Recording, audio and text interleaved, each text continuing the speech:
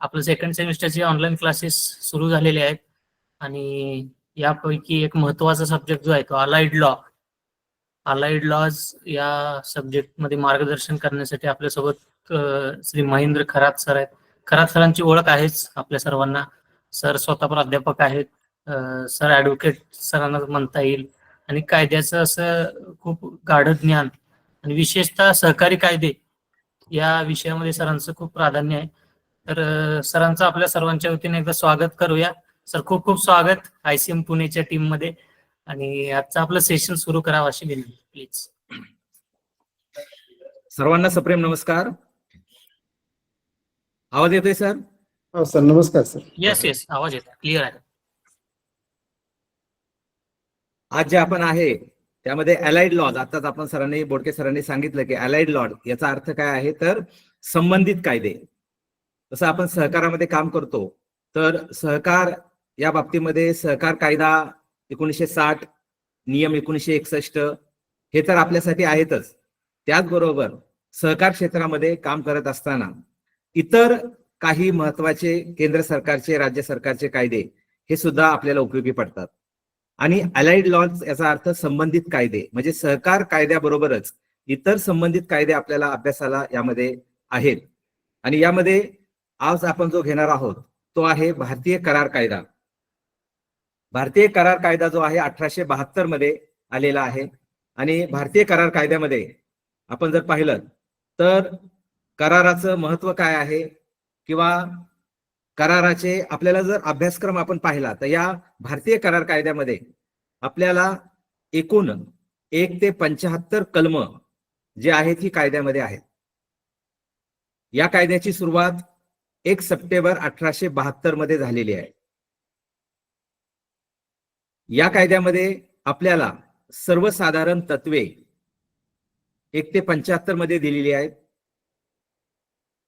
जी सर्व प्रकारच्या कराराला किंवा ठरावांना लागू होतात. जेव्हा 2 लोक एकत्र येतात आणि कुठल्या तरी गोष्टीवर ठराव करतात आणि तो ठराव जो असतो तो कायदेशीर आहे की नाही, तो जर कायदेशीर असेल तर त्याला आपण करार म्हणतो. म्हणजे ठराव आणि करार यामध्ये फरक आहे. असा ठराव जो कायदेशीर आहे त्यालाच आपण करार मानतो.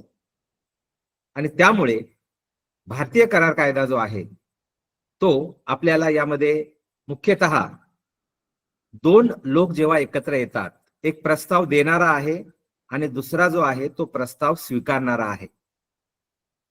त्याला आपण इंग्लिशमध्ये ऑफरर आणि दुसरा जो आहे तो ऑफरी म्हणजे प्रस्ताव स्वीकारणारा आहे. उदाहरणार्थ अ नावाचा व्यक्ती त्याची जी कार आहे ती ब नावाच्या व्यक्तीला देणार आहे. आता अ ची कार जी आहे, अ जो आहे तो प्रस्ताव देणारा आहे आणि जो कार घेणार आहे तो प्रस्ताव स्वीकारणारा आहे. एने त्याची कार ब ला दिलेली आहे. त्याच्या बदल्यामध्ये ब 2 लाख रुपये द्यायला तयार झालेला आहे. म्हणजे कोणत्याही करारामध्ये मोबदला असला पाहिजे. अ त्याची कार ब ला विकतो, अ ची कार ब साठी मोबदला आहे आणि ब त्या बदल्यामध्ये 2 लाख रुपये द्यायला तयार होतो. ते 2 लाख रुपये जे आहेत ते अ साठी मोबदला आहे.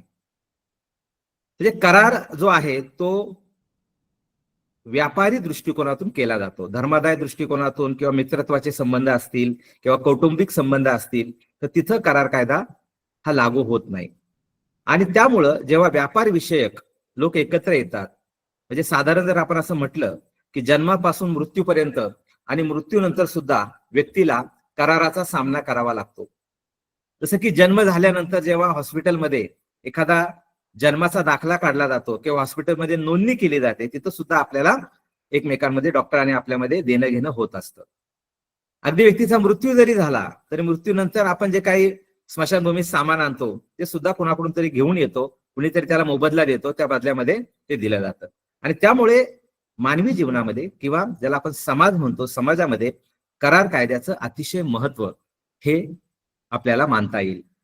आज आपण वेगळ्या बँकिंग क्षेत्रामध्ये काम करत असाल किंवा वेगळ्या सहकार क्षेत्रामध्ये काम करत असाल तर आपल्याला सुद्धा हे करार करावे लागतात. आपण म्हणतो कर्ज मागणी अर्ज, आपण म्हणतो वचन चिठ्ठी, आपण म्हणतो कर्ज रोखा, आणि हे शब्द जे असतात कर्ज रोखा त्यालाच आपण ऍग्रीमेंट असं सुद्धा म्हणतो. आता करार कायद्यामध्ये आपल्याला काही महत्वाच्या व्याख्या जर आपण पाहिल्या तर पहिला मुद्दा म्हणजे हा कायदा 1 सप्टेंबर 1872 ला लागू झालेला आहे. त्याची अंमलबजावणी जी आहे ती 1 सप्टेंबर 1872 मध्ये झालेली आहे. या करारामध्ये पूर्वी माल विक्रीचा कायदा किंवा भागीदारी कायदा हा सुद्धा होता एकत्रित. नंतरच्या काळामध्ये आपण ते कायदे वेगळे काढलेले आहेत आणि त्यामुळं आपल्याला 1 ते 75 जी आहेत कलम ती एक ज्याला आपण तत्व म्हणूया ती तत्व दिलेली आहेत. त्यानंतर आपल्या अभ्यासामध्ये जर आपण म्हणाल तर कॉन्ट्रॅक्ट ऑफ इंडेमनिटी म्हणजे 75 पर्यंत आपल्याला जी कलम आहेत ती सर्वसाधारण तत्वे आहेत.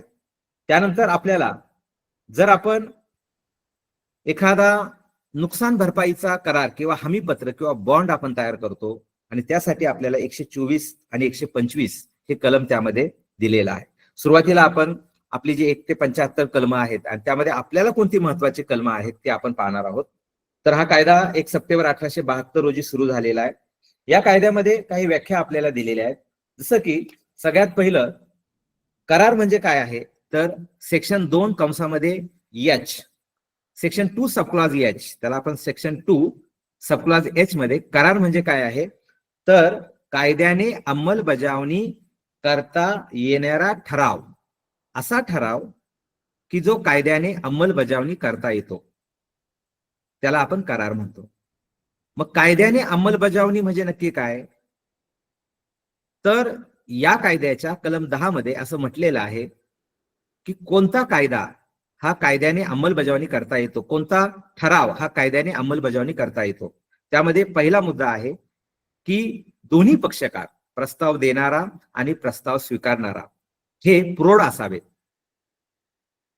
ज्याला स्वतःचे आई वडील आहेत त्याचं 18 वर्ष पूर्ण असावं किंवा ज्याला स्वतःचे आई वडील नाहीत आणि आई वडील कोर्टाकडून नियुक्त केलेले असतील. If the person have natural guardian then majority age is 18 years. And if the person not have natural guardian is appointed by court.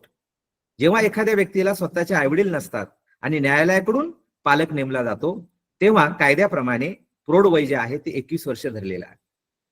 म्हणजे कोणताही करार करत असताना पहिली गोष्ट म्हणजे तो व्यक्ती प्रौढ असावा. दुसरं गोष्ट आहे त्यामध्ये तो स्थिर चित्त असावा, म्हणजेच तो ठार वेडा नसावा, त्याला आपण इडियट म्हणतो, ठार वेडा नसावा. आणि ल्युनॅटिक म्हणजे वेडाचे झटके येणारा नसावा. पहा बऱ्याचदा आपण जे भाडे करार करतो त्यामध्ये शेवटची एक ओळ आपण लिहितो की सदरचा करार मी अक्कल हुशारीने राजी खुशीने नशा पाणी न करता, आणि हे शब्द जे असतात ते याला अनुसरून असतात. आणि त्यामुळं कराराच्या महत्वाच्या अटी की कोण व्यक्ती करारामध्ये पात्र आहे हे कलम 10 मध्ये आपल्याला दिलेलं आहे. भारतीय करार कायदा 1872 असं सांगतो की कलम 10 प्रमाणे कोण व्यक्ती करारास पात्र आहे तर पहिलं तो व्यक्ती हा सक्षम असावा म्हणजेच त्याचं 18 वर्ष पूर्ण असावं. दुसरा मुद्दा त्या करारामध्ये मुक्त संमती असावी.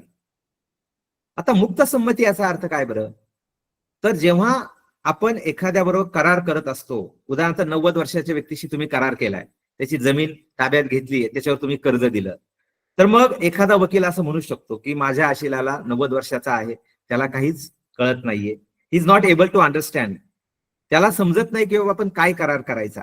आणि त्यामुळे बऱ्याचदा आपण कर्ज देताना सुद्धा सर काय वयाची अट आहे का असं आपण विचारतो. तर वयाची अट अशी कायद्यात कुठे लिहिलेली नाहीये. म्हणजे असं होत नाही की 17व्या वर्षी तो व्यक्ती पात्र नसतो. मात्र एक आहे की करार करताना तो व्यक्ती हा स्थिर चित्त असला पाहिजे. म्हणजेच काय त्याला आपण काय करार करतो याची जाणीव असली पाहिजे हे करारामध्ये. म्हणजे पहिला म्हणजे वय त्याचं पूर्ण असावं, दुसरं म्हणजे त्याची मुक्त संमती असावी, जसं की त्यामध्ये कॉयर्जन शारीरिक आणि मानसिक छळ नसावा, त्यानंतर त्यामध्ये अनुचित प्रभाव नसावा की ज्यामध्ये ते एवढे मोठे साहेब आहेत त्यांचं मला ऐकायलाच पाहिजे किंवा त्यांचं प्रकरण मंजूरच केलं पाहिजे.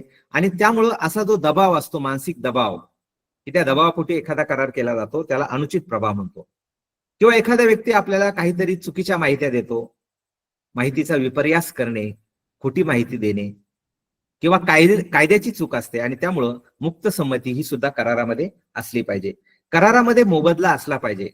कलम 23 असं सांगतो की कोणताही करार करा त्यामध्ये अ ने त्याची कार ब ला विकलेली आहे आणि ब 2 लाख रुपये द्यायला तयार झालेला आहे. आता मोबदला नसेल तर ते बक्षीस होईल किंवा मित्रत्वाच्या संबंधामध्ये जे करार होतात ते कायद्याने येत नाहीत किंवा पती पत्नीतले करार असतील तर ते कायदेशीर होणार नाहीत. त्यामुळे मुख्य मुद्दा आहे की करारामध्ये मोबदला असला पाहिजे, दोन्ही पक्षकारांचा मोबदला त्यामध्ये असला पाहिजे आणि मोबदला नसेल तर तो करार हा होणार नाही. आणि त्यामुळं 3 महत्वाच्या अटी कलम 10 मध्ये दिलेल्या आहेत की तो व्यक्ती पात्र असावा, 2 त्यामध्ये मुक्त संमती असावी आणि तिसरं जे आहे की तो करार हा मोबदला असला पाहिजे. चौथा जो मुद्दा आहे की तो करार व्यर्थ नसावा. म्हणजे कायद्याने एखादी गोष्ट तुम्ही एखाद्याचं लग्न मोडत असाल तर ते तुम्हाला अजिबात त्यामध्ये अधिकार नाहीये.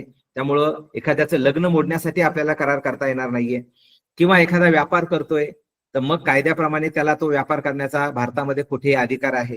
त्याचा व्यापार रोखण्यासाठी तुम्हाला एखादा करार करता येणार नाहीये किंवा एखाद्या न्यायालयामध्ये एखादी केस दाखल आहे, त्यावर अजून न्यायालयाला निर्णय द्यायचा आहे, त्या बाबतीमध्ये सुद्धा करार करता येणार नाहीये.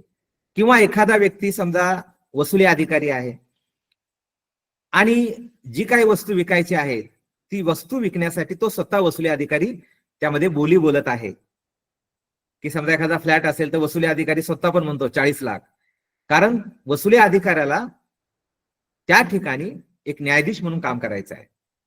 किंवा एखाद्या न्यायाधीशाकडे एखादं प्रकरण सुरू आहे, 5 एकर जागेचा प्रश्न आहे, मग तो न्यायाधीश असं म्हणू शकत नाही की एवढे गुंठे मला द्या, मी निर्णय देतो. तात्पर्य असं की काही गोष्टी काही लोक हे कायद्याने अपात्र ठरवलेले आहेत. किंवा विदेश शत्रू, उदाहरणार्थ जर आपण एखाद्या देशाला शत्रू देश घोषित केलेला असेल, सुदैवानं आता एकही देश आपण शत्रू देश घोषित केलेला नाहीये, पण दुसऱ्या महायुद्धामध्ये असं झालेलं आहे की जर्मनी विरुद्ध इंग्लंड, आणि त्यामुळे त्या देशांना एकमेकांमध्ये करार करता येत नव्हते. म्हणजे शत्रू देशाशी करार करता येणार नाहीत.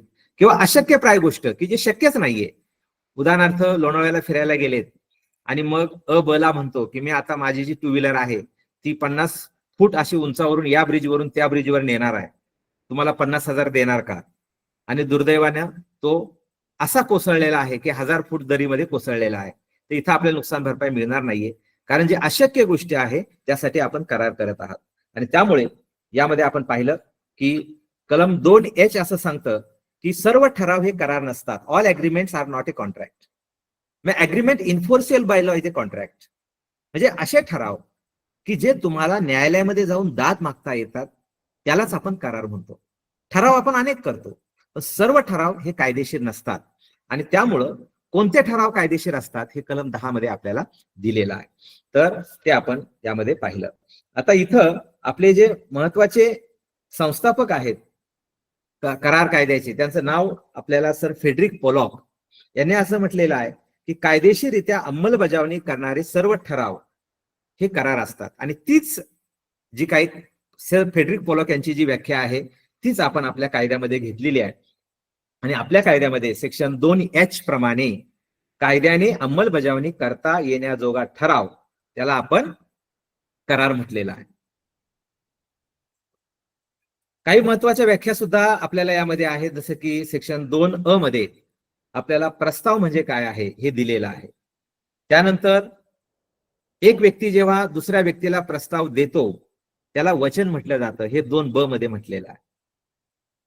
आता कराराचे प्रकार जर आपण पाहिले तर 3 महत्वाचे प्रकार आपल्याला अभ्यासाला दिलेले आहेत. आपल्या अभ्यासक्रमानुसारच आपल्याला बोलावं लागेल. आपल्याला एक महत्वाचा प्रश्न, कारण आपल्याला वैशिष्ट्ये विचारली जातील कुठल्याही कायद्याची, तोंड ओळख आपल्याला आहे का? आणि त्यामुळं आपला जो महत्वाचा मुद्दा आहे की करार जे असतो त्या कराराचं वर्गीकरण कोणत्या स्वरूपात असतं, तर पहिला जो आहे तो आहे कायदेशीर करार, की जो आता आपण बोललो की कोणता करार हा कायदेशीर असणार आहे.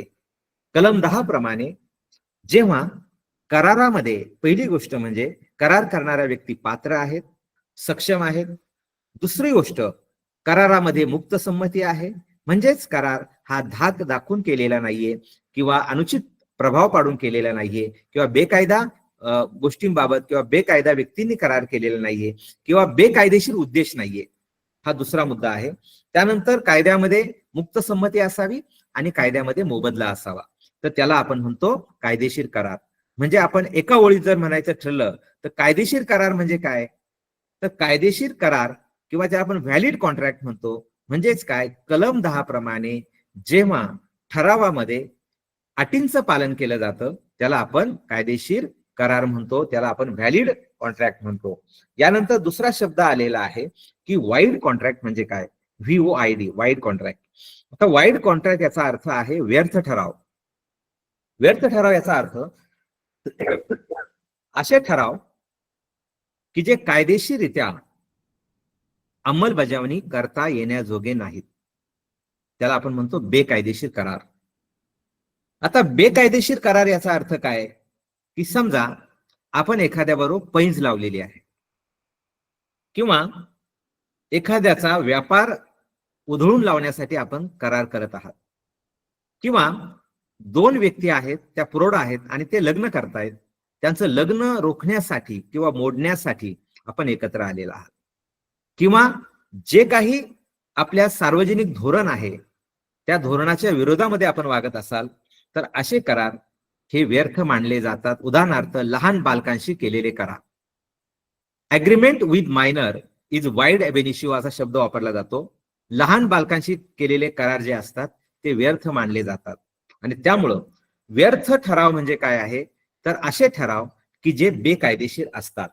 आणि त्यानंतर तिसरा शब्द जो आलेला आहे तो आहे वर्जनीय ठराव. त्याला म्हणतात वायडेबल. वायडेबल त्याला आपण जर आधी ए लावला सहज समजण्यासाठी तर अवॉइडेबल. मग अवॉइडेबल अग्रीमेंट म्हणजे नक्की काय आहे, की करार आपण केलेला आहे, हा टाळता येण्याजोगे करार, त्याला म्हणतात वर्जनीय करार. आता वर्जनीय याचा अर्थ काय, की करार आपण केलेला आहे पण आपल्याला एक कळालं की आपण करार करून बसलो पण त्या करारामध्ये आपली फसवणूक झालेली आहे.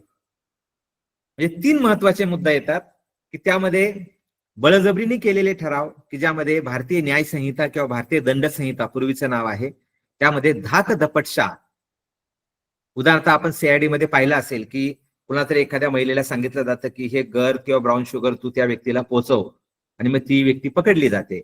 मग ती महिला सांगते की माझ्या लहान 10 वर्षाच्या मुलाला त्या व्यापारी लोकांनी किंवा त्या चोरांनी गुंडांनी हे बळजबरीनं डांबून ठेवलेलं आहे आणि त्या मुलासाठी मी हे केलेलं आहे.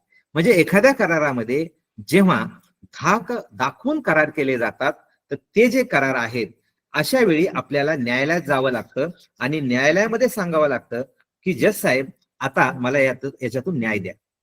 म्हणजे टाळता येण्याजोगे करार म्हणजे काय, वायडेबल कॉन्ट्रॅक्ट, अवॉइडेबल कॉन्ट्रॅक्ट, की करार झालेला असतो त्यामध्ये मुक्त संमती नसते. म्हणजे एखादा करार जर दबावापोटी झालेला असेल, दडपण आणून झालेला असेल, किंवा शारीरिक आणि मानसिक छळ करून जर करार झालेला असेल, किंवा अनुचित प्रभाव टाकलेला आहे, तो एवढ्या मोठ्या पदावरचा व्यक्ती आहे की त्याचं बोलणं मला टाळताच आलं नाही, तर त्याला आपण म्हणतो अनुचित प्रभाव. म्हणजे अनुचित प्रभावातून जर करार झालेले असतील किंवा आपल्याला काहीतरी चुकीची माहिती देऊन करार झालेले असतील तर ते करार जे आहेत ते आपल्याला टाळता येतात. आपण न्यायालयामध्ये जाऊ शकतो आणि सांगू शकतो की माननीय मेहरबान न्यायालय साहेब, हा जो करार आहे तो मुक्त संमतीने झालेला नाही आणि तेव्हा या करारामधून आपण मला वाचवायचा आहे. म्हणजे वायडेबल कॉन्ट्रॅक्ट याचा अर्थ काय आहे की after completion of contract if one party is disagree किंवा वन पार्टी इज अनजस्टिफाईड, एका पक्षकारावर अन्याय झालेला आहे, सो दॅट अनजस्टिफाईड पार्टी, ज्यांच्यावर अन्याय झालेला आहे, ती कोर्टात जाते आणि ती कोर्टाला विनंती करते की आता करार तर मी केलेला आहे पण यापुढे मला या कराराचं पालन करायचं नाही. आणि कोर्ट डिक्लेअर, न्यायालय घोषित करतं की हा ठराव पुढे पाळायचा किंवा त्याचं पालन करायचं नाही आणि त्याला म्हणायचं वायडेबल. वायडेबल याचा अर्थ करार रद्द करता येण्याजोगा, वर्जनीय करार. हे तीन महत्वाचे मुद्दे. एक म्हणजे व्हॅलिड, की असा करार किंवा असा ठराव की कलम 10 प्रमाणे सर्व अटींची पूर्तता करतो, दोन्ही पक्षकार प्रौढ आहेत, दोघांचं चित्त थाऱ्यावर आहे, स्थिर चित्त आहेत, त्यामध्ये वेडाचे झटके येणारा नाहीये किंवा ठार वेडा कुणी नाहीये. आणि तिसरा मुद्दा म्हणजे कायद्याने कुठल्याही कायद्याचा भंग केलेला नाही, त्यामध्ये मुक्त संमती आहे, त्यामध्ये मोबदला आहे अशक्य गोष्टींसाठी करार केलेला नाही, तर असा करार जो आहे तो कायदेशीर करार आहे, त्याला आपण व्हॅलिड कॉन्ट्रॅक्ट म्हणतो. वाईड याचा अर्थ बेकायदा करार. उदाहरणार्थ लहान बालकांशी केलेले करार, किंवा एखाद्याचं लग्न मोडण्यासाठी केलेले करार, किंवा एखाद्याचा व्यापार रोखण्यासाठी केलेले करार, किंवा शासनाच्या धोरणाच्या विरुद्ध केलेले करार, हे जे असतात ते बेकायदेशीर मानले जातात. आणि तिसरा जो आहे तो वायडेबल. वायडेबल याचा अर्थ अवॉइडेबल, म्हणजे आपल्याला असे करार झाल्यानंतर टाळता येतात. आपण न्यायालयामध्ये जातो and court decide have this contract is valid or not. या करारामध्ये खरंच योग्यता आहे का, या करारामध्ये खरंच मुक्त संमती नव्हती का, या करारामध्ये खरंच काही धाक तपस्या आहे का, या करारामध्ये असं काय आहे का की धाक किंवा बलप्रयोग किंवा फसवणूक करून, फ्रॉड करून, नैतिक दडपण आणून, किंवा असत्य विधान करून, किंवा कायद्याची चूक करून काही करार केले का. तर असे करार न्यायालयाकडून व्यर्थ ठरवले जातात. यानंतर आपल्याला जो प्रश्न महत्वाचा येतो, 99% हा प्रश्न विचारला जातो, आणि तो असतो की every agreement is not a contract. प्रत्येक ठराव हा करार नसतो. चर्चा करा, किंवा स्पष्टीकरण करा, किंवा करारातील महत्वाच्या घटकांचे विश्लेषण करा. हा प्रश्न आमच्याकडे LLB साठी पण बऱ्याचदा विचारला जातो, आपल्याकडे सिलेबस मध्ये विचारला जाईल. आणि त्यामुळं असे कोणते घटक आहेत कराराचे की ते आपल्या दृष्टिकोनातून महत्वाचे आहेत. तर पहिली गोष्ट म्हणजे essential elements of valid contract. वैध कराराचे महत्वाचे घटक. पहिला मुद्दा की करार करताना 2 व्यक्ती असल्या पाहिजेत. म्हणजे 2 व्यक्ती कोण आहेत? एक जण प्रस्ताव देणारा आहे आणि दुसरा प्रस्ताव स्वीकारणारा आहे. म्हणजे एक ऑफरर आहे आणि एक ऑफरी आहे. म्हणजे पहिला मुद्दा तुम्ही लिहिणार आहात परीक्षेमध्ये की कोणत्याही करारामध्ये 2 पक्षकार असतात. त्यामध्ये जो ठराव जो दुसऱ्याला वचन देतो त्याला आपण प्रॉमिसर किंवा ऑफरर म्हणतो, आणि जो वचन स्वीकारतो त्याला आपण ऑफरी किंवा प्रॉमिसजी असं म्हणतो. म्हणजे एक जण वचन देणारा आहे आणि दुसरा जो आहे तो वचन स्वीकारणारा आहे. म्हणजे पहिला मुद्दा, करारामध्ये 2 पक्षकार असतात. दुसरा, करारामध्ये मुक्त संमती असली पाहिजे.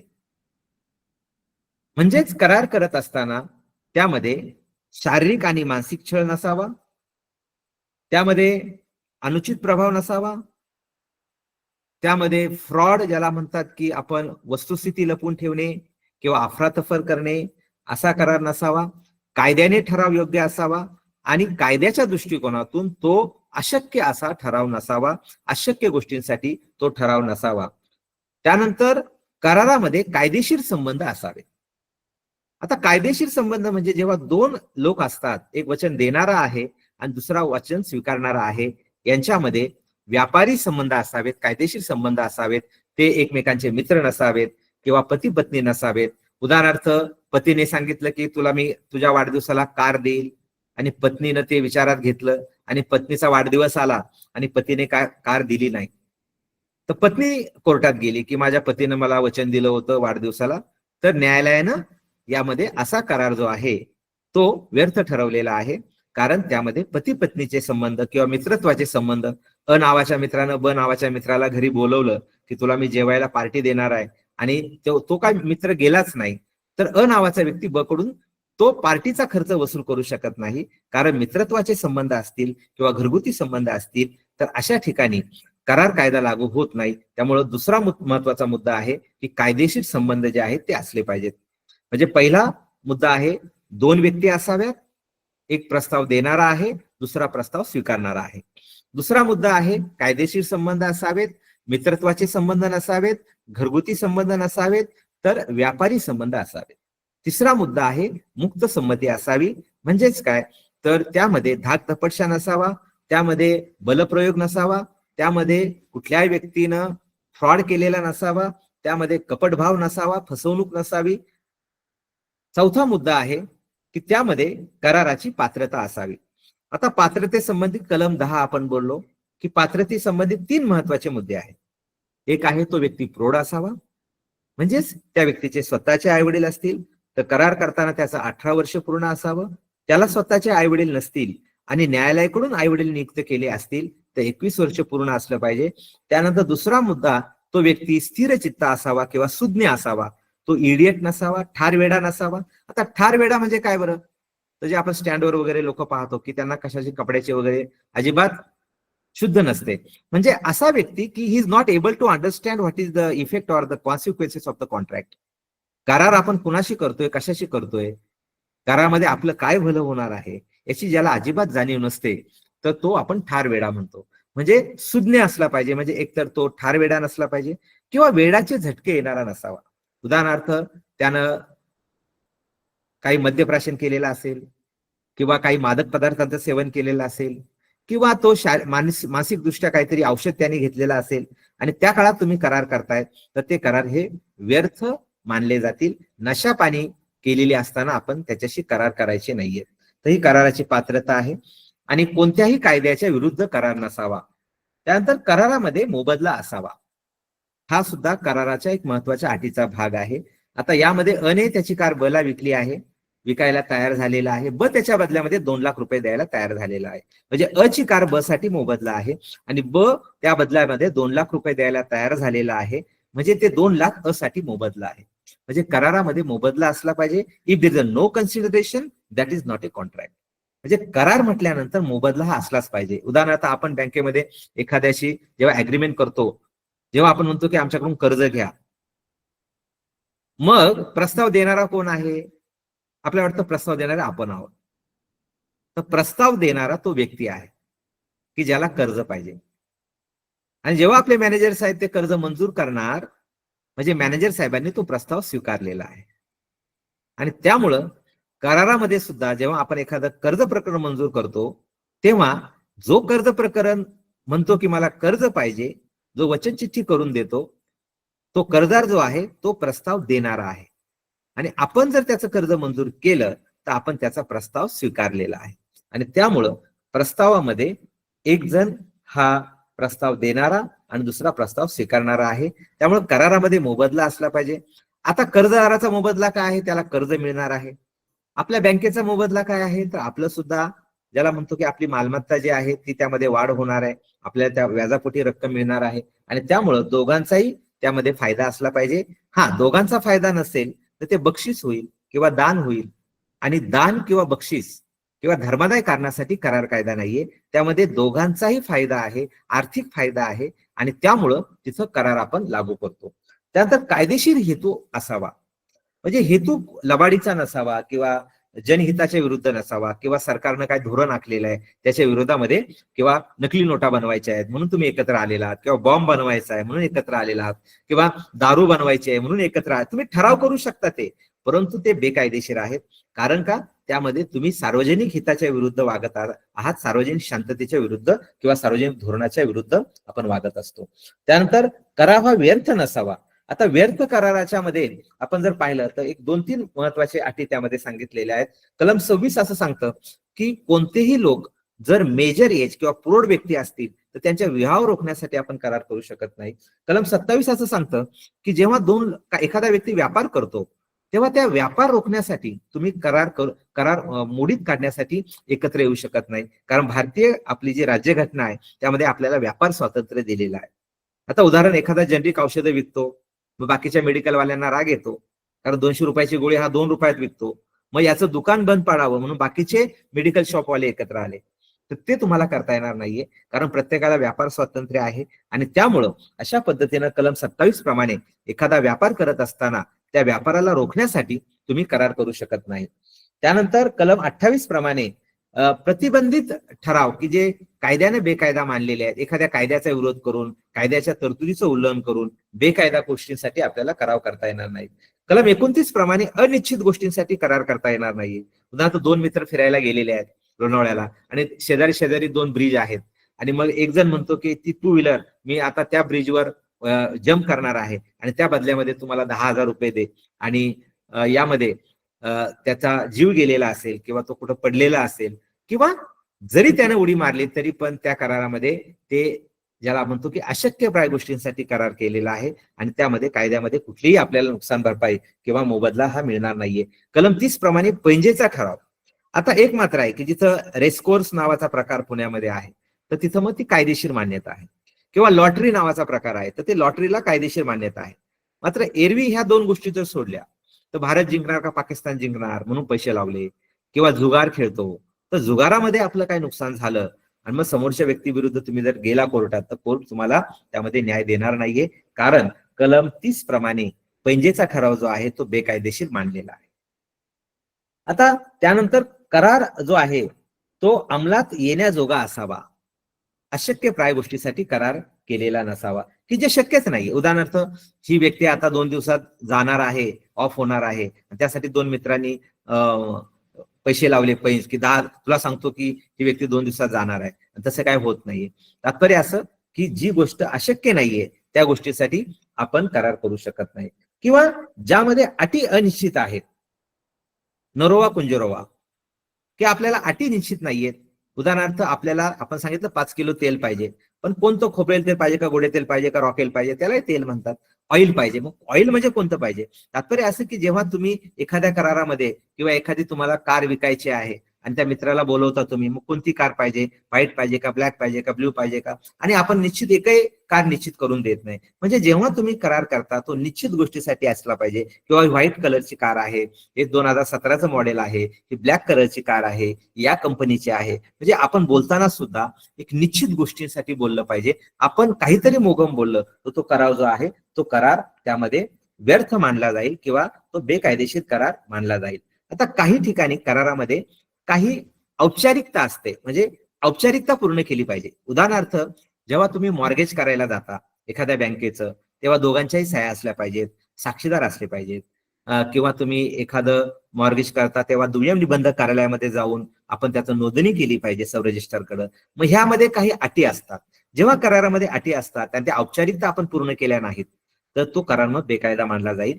तर आपण कराराच्या महत्वाच्या घटकांकडे आपण पाहिलं, त्यामध्ये पुन्हा आपण तो रिपीट करतोय की करारामध्ये परत एकदा आपण रिपीट करतो, हा महत्वाचा प्रश्न आहे की पहिली गोष्ट, करार करताना 2 पक्षकार असावेत, एक वचन देणारा आहे, दुसरा वचन स्वीकारणारा आहे. दुसरी गोष्ट, करार करत असताना कायदेशीर संबंध असावेत, म्हणजेच त्यामध्ये मित्रत्वाचे संबंध नसावेत, घरगुती संबंध नसावेत. उदाहरणार्थ, पती पत्नीचे संबंध किंवा 2 मित्रांचे संबंध. त्यानंतर तिसरा मुद्दा, करारामध्ये मुक्त संमती असावी. मुक्त संमती त्याला फ्री कन्सेंट म्हणतात. तर consent shall be free from coercion, under influence, fraud, misrepresentation and mistake. हे 5 मुद्दे याच्यामध्ये येतात. कॉयर्जन, शारीरिक आणि मानसिक छळ नसावा, जो भारतीय न्यायसंहिता किंवा पूर्वीचा कायदा भारतीय दंड संहितेप्रमाणे त्याला अपराध मानलेला आहे. म्हणजे एखाद्याला शारीरिक आणि मानसिक छळ करून तो करार केलेला नसावा. त्यानंतर अंडू इन्फ्लुएन्स, त्याला आपण म्हणतो अनुचित प्रभाव नसावा, की त्या व्यक्तीचा एवढा मोठा प्रभाव दुसऱ्या व्यक्तीवर आहे की त्याला असं वाटतं, डॉक्टर आणि पेशंट, की आपला डॉक्टर खूपच भारी आहे, आपला डॉक्टर म्हणजे परमेश्वर आहे, त्याच्यापेक्षा मोठा डॉक्टरच नाहीये. किंवा वकील आणि त्याचा क्लायंट, आपले वकील खूपच भारी आहेत. किंवा आपले शिक्षक आणि विद्यार्थी, म्हणजे असे काही संबंध असतात, मित्रत्वाचे संबंध असतात, किंवा आपण म्हणूयात घनिष्ठ संबंध असतात, आपण म्हणूयात की विश्वासाचे संबंध असतात. आणि अशा वेळी एक व्यक्ती दुसऱ्या व्यक्तीचं मन मोडत नाही, तर त्याला म्हणतो अंडू इन्फ्लुएन्स, अनुचित प्रभाव.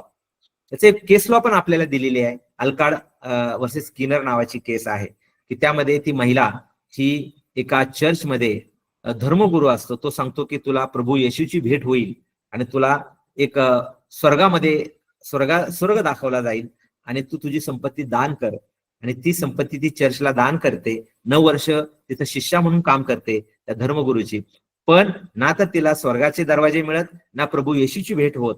आणि मग शेवटी ती न्यायालयात जाते. तेव्हा न्यायालय सांगतं की बरोबर आहे की या महिलेच्या बाबतीमध्ये अनुचित प्रभावानं हा करार झालेला आहे. पण अनेक वर्ष झालेले असतात, 13 वर्ष झालेले असतात. त्यामुळे न्यायालय सांगतं की आपल्याला नुकसान भरपाई खूप विलंब झाल्यामुळे मिळणार नाहीये.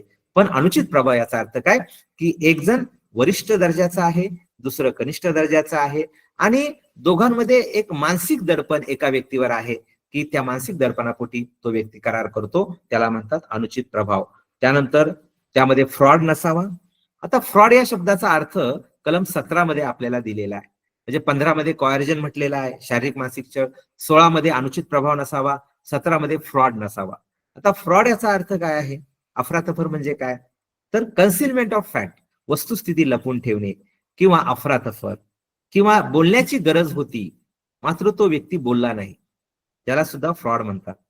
आणि त्यामुळं या गोष्टी असतील तर आपल्याला त्यामध्ये असं म्हणता येईल की त्यामध्ये कपटभाव आहे किंवा त्यामध्ये अफरातफर आहे. त्यानंतर बेकायदेशीर गोष्टींसाठी म्हणजे कायद्याची चूक करून, if the ignorance of law there is no excuse, जर कायद्याच्या आपण तरतुदी न पाळता करार करत असाल तर तो बेकायदा मानलेला आहे. आता यानंतर आपल्या अभ्यासासाठी ब्रीच ऑफ कॉन्ट्रॅक्ट असा एक मुद्दा आहे की कराराचा भंग झाला तर कलम 73 ते 75 मध्ये आपण जर पाहिलं तर कराराचा भंग झाला तर आपल्याला न्यायालयामध्ये जायला लागतं, दिवाणी न्यायालयात आपण जाऊ शकतो, आपल्याला नुकसान भरपाई मागता येते. त्यामध्ये पहिला मुद्दा येतो इंजंक्शन. आता इंजंक्शन याचा अर्थ स्थगिती किंवा मनाई हुकूम. म्हणजे न्यायालयात आपण गेल्यानंतर आपल्याला स्थगिती मागता येते, न्यायालय त्या गोष्टीला स्टे ऑर्डर देऊ शकतं, त्याला आपण इंजंक्शन म्हणतो. त्यानंतर डॅमेजेस.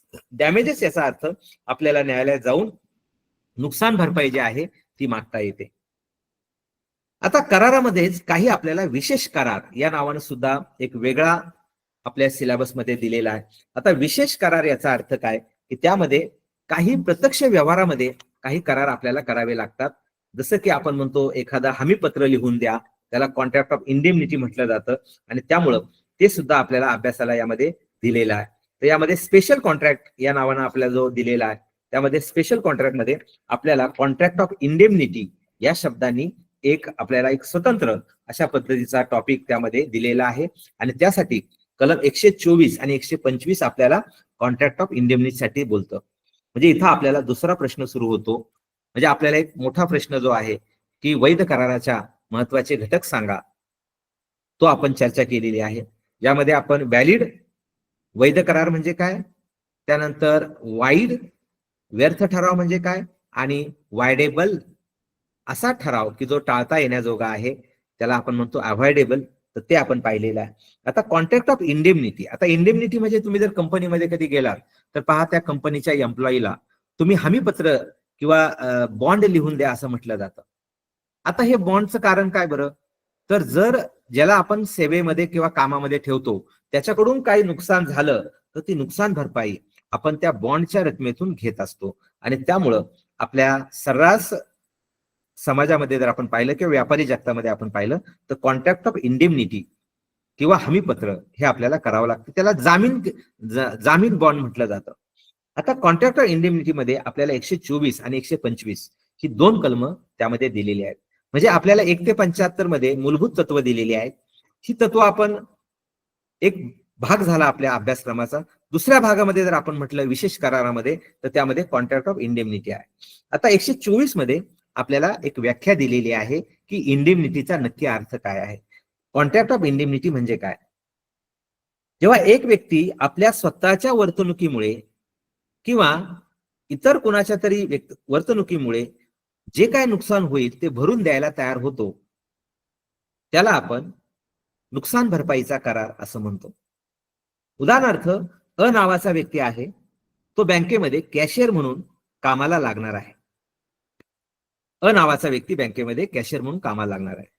ब नावाची बँक आहे. आता बँक म्हणते अला की तुला आम्ही आता नियुक्त करत आहोत, पण तुझ्याकडून काही कॅश मध्ये फ्रॉड झाला तर तू आम्हाला कॉन्ट्रॅक्ट ऑफ इंडेमनिटी किंवा जामीन बॉन्ड करून दे.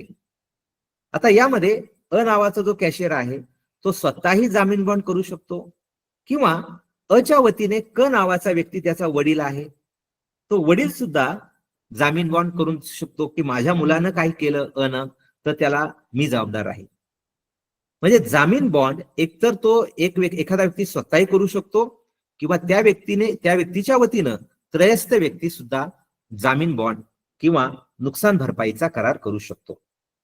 आणि त्यामुळं व्याख्येमध्ये जर 124 मध्ये पाहिलं तर काय म्हटलंय पहा, जेव्हा एखादा व्यक्ती स्वतःच्या वर्तणुकीमुळं, म्हणजे कॅशियर जर म्हटला की माझ्याकडून काय फ्रॉड झाला तर मी भरून देईल, एखादा व्यक्ती जेव्हा स्वतःच्या वर्तणुकीमुळं किंवा इतर व्यक्तीच्या वर्तणुकीमुळं, आता इथं त्याचे वडील आले, वडील म्हणतात की माझ्या मुलाकडून काय झालं तर, म्हणजे इतर व्यक्तीच्या वर्तणुकीमुळे जर एखाद्या दुसऱ्या व्यक्तीचं नुकसान झालं तर ते नुकसान मी भरून देईल असा जेव्हा एक व्यक्ती दुसऱ्या व्यक्तीला लिहून देतो तर त्याला म्हटलं जातं नुकसान भरपाईचा करार. आता नुकसान भरपाईच्या करारामध्ये आपण जर पाहिलं तर एक नुकसान भरपाईचं वचन देणारा आहे आणि दुसरा व्यक्ती जो आहे तो नुकसान भरपाईचं वचन हा स्वीकारणारा आहे. तर इंडेमनिफायर आणि इंडेमनिटी होल्डर असे दोन शब्द यामध्ये येतात. तर यामध्ये आपण जर पाहिलं तर 125 हे जे कलम आहे, या कलमामध्ये आपल्याला जो काही इंडेमनिटी होल्डर आहे त्याला आपण बँक म्हणूया सोप्या भाषेमध्ये, की ज्याच्याकडे तुम्ही हे लिहून दिलेलं आहे की काही नुकसान झालं तर मी जबाबदार राहील. तर या बाबतीमध्ये आपल्याला जर आपल्याकडून काही नुकसान झालं तर पहिली गोष्ट म्हणजे समजा बँकेचं आपण नुकसान केलं तर त्यांना एक मोठा अधिकार आहे की ते कोर्टामध्ये जाऊ शकतात, त्यानंतर ते नुकसान भरपाई मागू शकतात, न्यायालयाचा खर्च मागू शकतात. आणि जर काय कॉम्प्रोमाइज झालं की समजा 50,000चा फ्रॉड हा कॅशियर कडून झालेला आहे, तर 50,000 अधिक काही 10,000 रुपये किंवा काही एकमेकांच्या चर्चेतून ज्याला आपण म्हणतो की वाटाघाटी झाल्या, तर वाटाघाटीची रक्कम स्वीकारायला सुद्धा इंडेमनिटी होल्डरला किंवा त्या बँकेला अधिकार आहे. हे 125 मध्ये आलेलं आहे. पहिलं म्हणजे डॅमेजेस, ज्याला आपण म्हणतो की झालेलं नुकसान वसूल करणे. दुसरं आलेलं आहे कॉस्ट, म्हणजे न्यायालयात खर्च झाला तर न्यायालयाचा खर्च वसूल करणे. आणि तिसरा जो मुद्दा आलेला आहे की तो कॉम्प्रोमाइज, सम म्हणजे अमाऊंट. तर जे काही वाटाघाटी झाल्या तर जे काही रक्कम असेल ती सुद्धा इंडेमनिटी होल्डरला किंवा त्या बँकेला किंवा ज्यांनी जामीन बॉन्ड लिहून घेतलेला आहे त्याला ती स्वीकारता येते. तर याला आपण कॉन्ट्रॅक्ट ऑफ इंडेमनिटी म्हटलेलं आहे. तर ते कलम 124 आणि 125 मध्ये आपल्याला दिलेला आहे. यानंतर आपल्याला अभ्यासासाठी कॉन्ट्रॅक्ट ऑफ गॅरंटी हा शब्द सुद्धा यामध्ये आलेला आहे, की ज्याला आपण श्युअरिटी पण म्हणतो. बऱ्याचदा आपण हे करत असतो की जेव्हा आपण एखाद्याशी करार करतो तेव्हा आपल्याला आपण म्हणतो किंवा जामीनदार कोण आहेत, तर जामीनदाराने ती जबाबदारी स्वीकारावी. आणि त्यामुळं जामीनदार हा सुद्धा आपल्यासाठी महत्वाचा घटक आहे.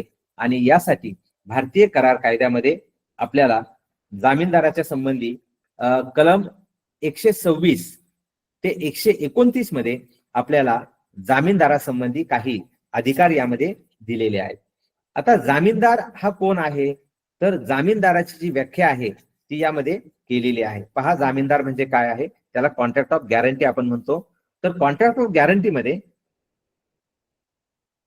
एखाद्या तिसऱ्या व्यक्तीने दिलेले वचन तिने पूर्ण केले नाही. Contract of guarantee is a contract to perform the promise or discharge the liability of a third person in case of his default. सोप्या भाषेमध्ये अ आणि ब मध्ये करार आहे. ब म्हणजे बँक आहे आणि अ म्हणजे कर्जदार आहे. जर कर्जदाराने कर्जफेड केली नाही तर त्याच्या बदल्यामध्ये जे काही नुकसान झालं ते मी भरून देणार आहे. याचा अर्थ काय आहे, तर यामध्ये जो वचन देणारा आहे किंवा जो त्रयस्थ व्यक्ती आहे जामीनदार, तो आपल्याला लिहून देतो की जर काही नुकसान झालं तर त्याला मी जबाबदार राहणार आहे. पहा 126 मध्ये आपल्याला ही व्याख्या दिलेली आहे की contract of guarantee. A contract of guarantee is a contract to perform the promise or discharge liability of the third person in case of default. एक त्रयस्थ व्यक्ती आहे की करार अ आणि ब मध्ये झालेला आहे. अ म्हणजे कोण आहे, तर मूळ कर्जदार आहे. ब म्हणजे कोण आहे, तर ब म्हणजे धनको की ज्यांनी कर्ज दिलेलं आहे. आणि क नावाचा व्यक्ती जो आहे तो त्यामध्ये जामीनदार आहे. म्हणजे इथं आपण पाहतो की अ आणि ब मध्ये करार आहे आणि क नावाचा व्यक्ती पुढे आलेला आहे आणि तो असं म्हणतो की जर कराराचं अटीचं पालन झालं नाही तर अच्या वतीने मी कर्जफेड करणार आहे. आता हे जे वचन देणारा आहे त्याला आपण जामीनदार म्हणतो. एरवी जामीनदाराची जबाबदारी 0 आहे. जर कर्जदार व्यवस्थित कर्जफेड करत असेल तर जामीनदाराची जबाबदारी 0 आहे, जबाबदारी काहीही नाही. मग जामीनदाराची जबाबदारी कधी उभी राहणार, जर मूळ कर्जदाराने कर्जफेड केली नाही तर मग जेवढी कर्जदाराची जबाबदारी आहे तेवढीच जामीनदाराची जबाबदारी यामध्ये मानण्यात आलेली आहे. म्हणजे इथं मुद्दा असा आलेला आहे, पहा, a contract of guarantee is a contract to perform the promise or discharge the liability of a third person. एक त्रयस्थ व्यक्ती पुढे आलेला आहे त्याला आपण जामीनदार म्हणतो. इन केस ऑफ डिफॉल्ट, जर थकबाकी झाली तर एक त्रयस्थ व्यक्ती असं म्हणतो की मी जर कर्जफेड झाली नाही तर मी कर्ज फेडीन. म्हणजे कायद्याप्रमाणे जर आपण पाहिलं तर इथं 3 प्रकारचे करार होतात. जसं आपण इंडिमनिटी आता पाहिलं याच्या आधी की नुकसान भरपाईचे करार, यामध्ये 2 लोक आहेत की एक जण बॉन्ड करणारा आहे, दुसरा बॉन्ड स्वीकारणारा आहे. इथं मात्र 3 करार करतो आपण. म्हणजे पहिलं एक तर कर्जदार जामीनदार एकत्र येतात किंवा कर्जदार आणि धनको म्हणतात त्याला, डेटर आणि क्रेडिटर, ते एक करार करतात. त्यानंतर जो जामीनदार आहे तो पण बँकेशी करार करतो, त्याला आपण वचन चिठ्ठी म्हणतो. आणि कर्जदार आणि जामीनदार यांच्यामध्ये पण एकत्र येऊन एक वचन असतं की आम्ही कर्जफेड करू. आणि त्यामुळं इथं जर आपण पाहिलं तर 3 पक्षकार यामध्ये आपल्याला दिसतात. एक आहे कर्ज घेणारा, दुसरा आहे त्याला आपण कर्जदार म्हणतो, दुसरा आहे धनको की तो कर्ज देणारा आहे, त्याला आपण बँक म्हणूयात किंवा एखादी वित्तीय संस्था म्हणूयात, आणि तिसरा जो व्यक्ती आहे तो आहे जामीनदार. आता यामध्ये आपल्याला जी व्याख्या 126 मध्ये दिलेली आहे, आता 128 मध्ये, आता 128च्या आधी जर आपण ही जी काही हमी दिली जाते, जामीनकी दिली जाते, तर याचे प्रकार कोणते आहेत? तर पहिलं आहे की सिंपल गॅरंटी. जेव्हा एखादा व्यक्ती एखाद्या कर्जासाठी जामीन राहतो त्याला म्हणायचं साधी जामीनकी, त्याला आपण म्हणतो सिंपल गॅरंटी. आणि दुसरं जे आहे सतत चालू राहणारे दायित्व, त्याला आपण मराठीमध्ये सतत चालू राहणारे दायित्व किंवा इंग्लिशमध्ये कंटिन्यूइंग गॅरंटी शब्द वापरला जातो. कंटिन्यू याचा अर्थ काय की अनेक व्यवहारासाठी मी जामीन राहील. उदाहरणार्थ एखादा व्यक्ती मोठा बिझनेसमॅन आहे, त्याचे वेगळ्या प्रकारचे व्यवसाय आहेत, मग त्याचं एखादं प्युरिफाईड वॉटरचा बिझनेस आहे, एखादं इलेक्ट्रिकचे ते मॅन्युफॅक्चरिंग करतो, त्याच पद्धतीनं काही प्लॅस्टिक उद्योग असतात, त्यामध्ये लोखंड उद्योग असतात. अशा वेगळ्या प्रकारच्या उद्योगांसाठी एखादा व्यक्ती त्याच्या अनेक उद्योगांना जेव्हा एकच व्यक्ती जामीनदार असतो, म्हणजे अनेक प्रकारच्या व्यवहारांना जेव्हा एकच व्यक्ती जामीनदार असतो, त्याला म्हणायचं सतत चालू राहणारे दायित्व. हे जे करोडो रुपयाचे व्यवसाय होतात त्यामध्ये अशा प्रकारच्या वेगळ्या व्यवसायांना एखादा जामीनदार असू शकतो. आणि त्यामुळं एक म्हणजे साधी जामीनकी की जी एखाद्या व्यवहारासाठी एखादा व्यक्ती येतो आणि किंवा 1 ते 2 व्यक्ती येतात जामीनदार म्हणून, आणि त्या एक विशिष्ट व्यवहाराला ते लोक जामीन राहतात. जसं की आपण कर्ज दिलेलं असेल तर त्याला आपण म्हणतो साधी जामीनकी. आणि सतत चालणारी जामीनकी याचा अर्थ काय की अनेक प्रकारच्या व्यवहारासाठी जामीनदार तयार होतात आणि वेगळ्या प्रकारचे जरी व्यवसायाला कर्ज दिली तरी त्या सगळ्या प्रकारच्या व्यवसायासाठी आम्ही जामीन राहू अशी जबाबदारी स्वीकारतात. आता यामध्ये कलम 128 खूप महत्वाचा आहे, कारण 128 कलम आपल्याला असं सांगतं की कर्जदार आणि जामीनदार अजिबात वेगळे नाहीयेत. म्हणजे दोघांना अजिबात, म्हणजे जामीनदार असं म्हणू पण शकत नाही किंवा 2 जामीनदार असतील तर तुम्ही माझ्याकडून 1000 रुपये घेता, त्याकडून 500 रुपये घेता, तर कर्जदार आणि जामीनदार एक समान आहेत. हे 128 कलमामध्ये म्हटलेलं आहे. काय म्हटले पहा, the liability of the surety is a coextensive with that of the principal debtor. को एक्सटेन्सिव्ह म्हणजे विस्तारत जाणारी, म्हणजे जेवढी कर्जदाराची जबाबदारी आहे तेवढी जामीनदाराची जबाबदारी आहे. ते जामीनदार आणि कर्जदार हे अजिबात वेगळे काढलेले नाहीये. आता यानंतर जर एखाद्या कर्जदाराने असं म्हटलं की आता तुम्ही जे काय बोलता ते मला मान्य नाही, किंवा मी यापुढं त्या कर्जाला जामीनदार राहणार नाही, किंवा तुम्ही बँक म्हणून मला आता हटकायचं नाहीये, नाहीतर मी तुमच्यावर न्यायालयात जाऊन दावा करेल, असं म्हणू शकतात का? आणि कोणत्या कारणासाठी म्हणू शकतात? तर असं म्हटलं जाऊ शकतं. पहिली गोष्ट म्हणजे कलम 133 असं सांगतं की बँकेने जर परस्पर अटी बदलल्या, उदाहरणार्थ धनको.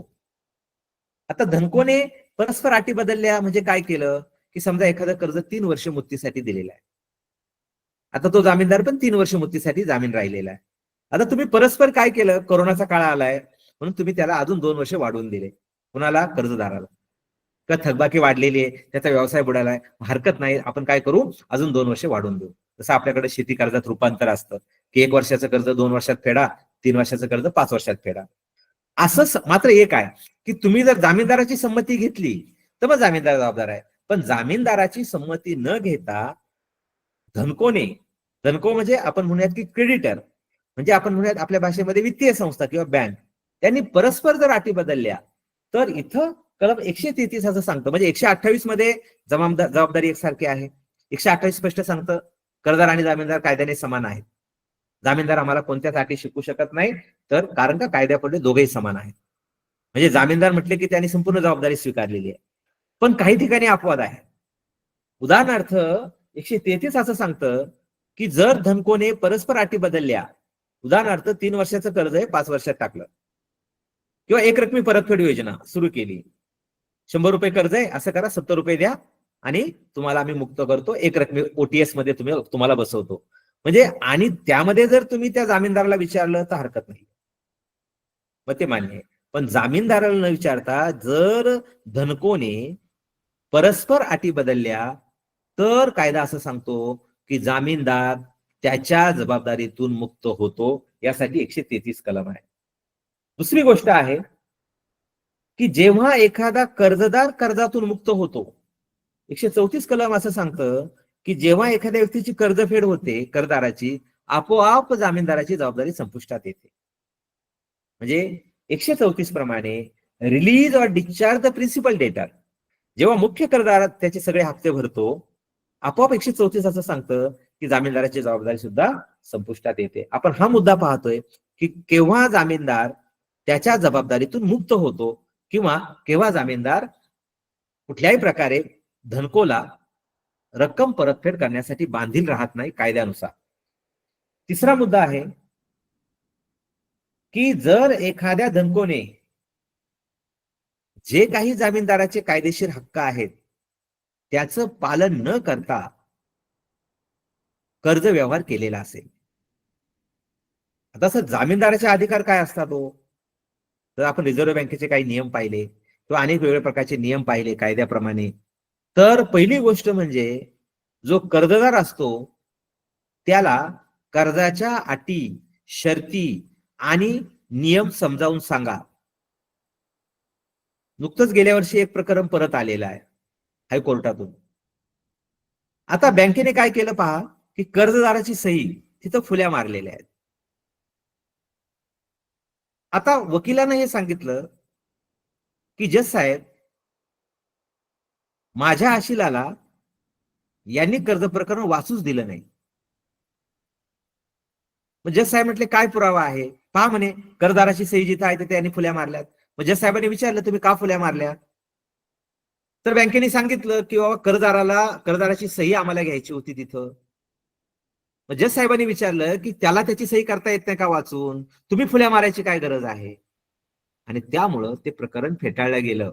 एवढं मोठं कर्ज आपलं अडचणीत आलं. तात्पर्य असं की तो एक जामीनदाराचा हक्क आहे की तुम्ही कर्ज प्रकरण मंजूर करताय, त्याला त्याच्या अटी शर्ती सांगणं, त्याची कर्ज मर्यादा काय आहे, किती रक्कम परतफेड करायची, किती हप्ता बसतोय. आणि त्यामुळं जर जामीनदाराचे हक्क जे असतात की सर्व पारदर्शकपणे व्यवहार करणं, सर्व अटी समजावून सांगणं, हे न करता जर धनकोने किंवा क्रेडिटरने व्यवहार केलेला असेल आणि ते जर सिद्ध झालं कोर्टामध्ये, तर जामीनदार जो असतो त्याच्या जबाबदारीतून मुक्त होऊ शकतो. यानंतर आपल्याला पुढं एक स्वतंत्रपणे 148 ते 171 कलमामध्ये कॉन्ट्रॅक्ट ऑफ बेलमेंट हा शब्द आलेला. आता बेलमेंट याचा अर्थ काय आहे? तर 148 कलम असं सांगतं की जेव्हा अ नावाचा व्यक्ती त्याची वस्तू ब नावाच्या व्यक्तीला देतो. पहिला मुद्दा आहे 148 आपण पाहतोय पहा, 148 ते 171 जवळजवळ 181 कलम जे आहेत ते बेलमेंट संबंधी बोलतात. साधारणपणे पुढच्या 5 मिनिटांमध्ये आपण फक्त व्याख्या समजून घेऊया की 148 कलम असं सांगतं. बेलमेंट आपल्याला जरी पुढच्या लेक्चरमध्ये बोलता आलं तरी पण त्याचं मुख्य बेलमेंट म्हणजे काय आहे? तर जेव्हा अ नावाचा व्यक्ती त्याची वस्तू ब नावाच्या व्यक्तीला देतो. म्हणजे पहिला मुद्दा आला की डिलिव्हरी ऑफ द गुड्स याचा अर्थ कॉन्ट्रॅक्ट ऑफ बेलमेंट फक्त चलसंपत्तीला लागू होतं, म्हणजे वस्तूसाठी लागू होतं, जमीन किंवा इमारतीसाठी हा करार नाहीये. बेलमेंट याचा अर्थ अ नावाचा व्यक्ती त्याची वस्तू ब नावाच्या व्यक्तीकडे देतो. Bailment means the delivery of goods by one person to another person. पहिली गोष्ट, अ कडून ती वस्तू ब कडे गेलेली आहे. सेकंड पॉइंट त्यामध्ये आलेला आहे सम पर्पज, कोणत्या तरी कारणासाठी. आता कारण कोणतं असेल? समजा तुम्ही तुमचे कपडे इस्त्रीला दिलेले आहेत किंवा तुम्ही कपडे टेलरकडे शिवायला दिले किंवा तुम्ही तुमची टू व्हीलर गॅरेजवाल्याकडे रिपेअरला दिली, याचा अर्थ अने त्याची वस्तू कोणत्या तरी कारणासाठी ब कडे दिलेली आहे, for some purpose. When the purpose is complete, तिसरा मुद्दा आपण पाहतो. आता पर्पज काय आहे बरं? ब कडे का बरं आपण ती वस्तू दिली? एकतर कपडे दिले असतील तर शिवून देणे, किंवा इस्त्री करून देणे, किंवा गाडी दिली असेल तर रिपेअर करून देणे. Wien the purpose is complete, जेव्हा ती गाडी रिपेअर होईल, जेव्हा ते कपडे शिवून होतील, जेव्हा ते कपडे इस्त्री करून होतील, ब नावाच्या व्यक्तीने ती वस्तू ही त्या मूळ मालकाकडे दिली पाहिजे. When the purpose is complete, the good shall be return or disposed of as per the guideline of the bailor. Bailor म्हणजे कोण? वस्तू देणारा. आता समजा 3 महिने तुम्ही कपडे इस्त्रीला दिले, पण तुम्हाला जाणं होत नाही.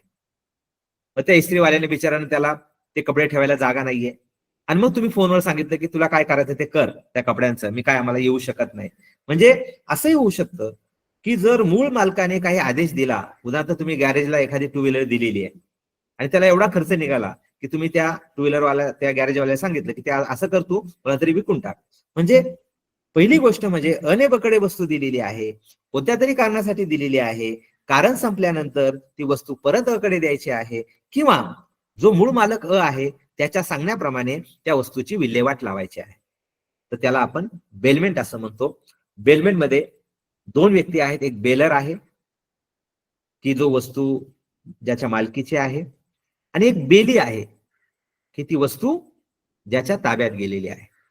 वस्तू देण्याचं काहीतरी कारण आहे, ते कारण संपल्यानंतर ती वस्तू परत करायची आहे. आता इथं मग आपल्याला विचारलं जातं की वस्तूचा मालक आहे, त्याचे हक्क आणि जबाबदाऱ्या काय असतात? Bailor, what is rights and rights of bailor? किंवा आपल्याला हे विचारलं जाईल, वस्तू स्वीकारणारा आहे बेली, त्याच्या जबाबदाऱ्या काय आहेत? आता एक मात्र कायद्यात काही शब्द येतात, निक्षेप दाता, निक्षेप गृहीता.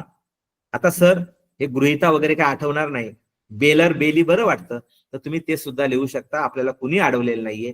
तुम्ही बेलर आणि बेली जरी लिहिलं तरी आपल्याला त्यामध्ये समजलं जाणार आहे. आता इथं ती वस्तू, मग इथं आपल्याला 2 महत्वाचे प्रश्न येतात की बाबा राईट्स ऑफ द बेलर म्हणजे जो कपड्याचा मालक आहे, वस्तूचा मालक आहे, त्याचे हक्क काय आहेत, किंवा ड्युटीज ऑफ द बेली, हा सुद्धा महत्वाचा पॉइंट आहे की समजा एखादी वस्तू तुम्ही ब कडे दिलेली आहे, तर ब ची जबाबदारी काय? इस्त्रीला कपडे दिले, मग त्या इस्त्रीवाल्याची जबाबदारी काय? टेलरिंगसाठी कपडे शिवायला दिले, टेलरची जबाबदारी काय आहे?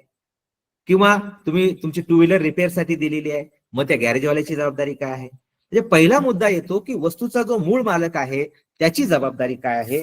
कायद्यामध्ये असं म्हटलेलं आहे की पहिलं म्हणजे यामध्ये ज्याची वस्तू आहे तो मालक जो आहे त्याची जबाबदारी इथं जर आपण पाहिली तर डिस्क्लोज द नोन फॉल्ट्स.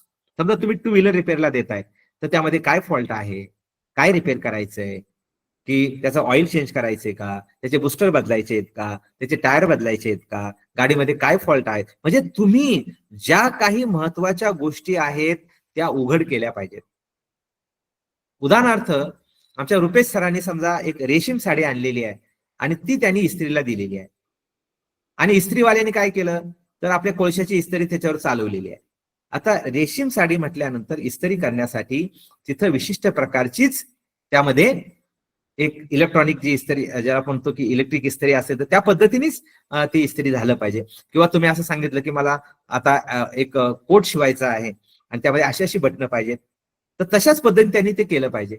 किंवा एखादा तुम्ही कपडा शिवायला दिला असेल आणि तो कॉटनचा असेल तर तो आकसतो, मग तुम्ही सांगितलं पाहिजे तो कपडा धुवायचा आहे, तो वाळवायचा आहे. म्हणजे तुमची जबाबदारी आहे की वस्तू तुम्ही देणार असाल तर त्यामधले जे फॉल्ट आहेत किंवा त्यामधल्या ज्या बारीक सारीक गोष्टी आहेत त्या तुम्ही समजून सांगितल्या पाहिजेत. तर साधारणपणे 2 मिनिटं आपले राहिलेत. पुढच्या याच्यामध्ये आपण बेलमेंट संबंधी बोलणार आहोत. तर तुम्हाला काही शंका आहेत का, तुम्ही विचारा. म्हणजे असं व्हायला नको की सर आम्हाला तुम्ही वेळ दिला नाही, कारण आता पुढे आपल्याला काही लेक्चर घ्यायचे आहेत आणि जे काही मी आपल्याशी बोलतोय त्यामध्ये आता जे काय आपण बोललो, साधारण पहिल्या याच्यामध्ये आपण पाहिलं की elements of contract, essential elements of contract बद्दल आपण बोललो की ज्यामध्ये महत्वाचे घटक जसे आपण 2 पक्षकार, मुक्त संमती असावी, मोबदला असावा, बेकायदा गोष्टींसाठी करार नसावा, अशक्यप्राय गोष्ट नसावी. आपण हेही पाहिलं की वैध करार म्हणजे काय आहे, की कलम 10 प्रमाणे कराराच्या अटींचं पालन केलेलं आहे. तर आपल्याला काय वाटते का शंका? 2 मिनिटांमध्ये बोला.